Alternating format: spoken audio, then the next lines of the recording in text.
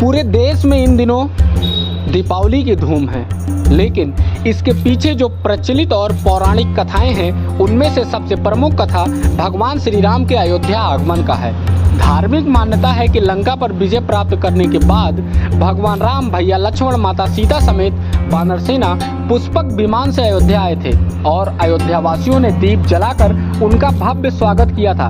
लेकिन क्या आप जानते हैं कि भगवान राम लंका पर विजय प्राप्त करने के बाद अयोध्या नहीं आए थे, बल्कि उसके पहले उनका पुष्पक विमान कई जगहों से होकर गुजरा था,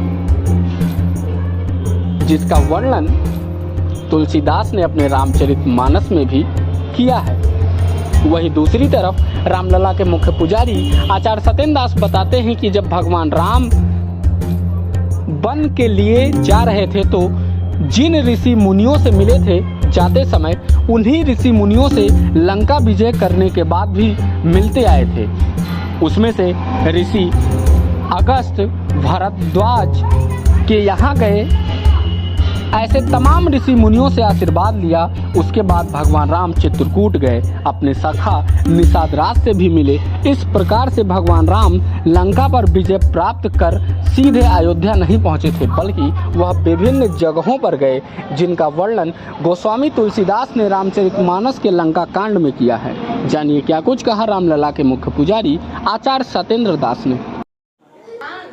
देखिए, वहाँ से चलने के बाद जिन महान ऋषियों के आश्रम में जाते समय गए थे, उन्हीं ऋषियों के पास वो फिर आए। भरद्वाज की यहाँ मुनि अगस्त्य जी की यहाँ आए, अत्रि की यहाँ आए, और जितने भी ऋषि रहे उनके आश्रम में गए। आश्रम होते हुए फिर चित्रकूट गए। चित्रकूट के बाद में तो राजा निषाद की यहाँ गए। अंतिम में निषाद के यहाँ पहुँचने के बाद माता जानकी ने जो वादा करके गई थी गंगा जी के, तो गंगा जी के वादा को जो है उसको पूरा किया करके गंगा जी की पूजा किया। तो इस प्रकार से भगवान सीधा लंका से चल करके अयोध्या नहीं आए हैं। बीच में ऋषि आश्रम में ऋषियों से मिलते हुए निषाद से और गंगा की पूजा करने के बाद अंतिम में तब वहाँ से चले हैं तो अयोध्या आए हैं। इसका उल्लेख लंका कांड में मिलता है, तुलसीदास ने लिखा है।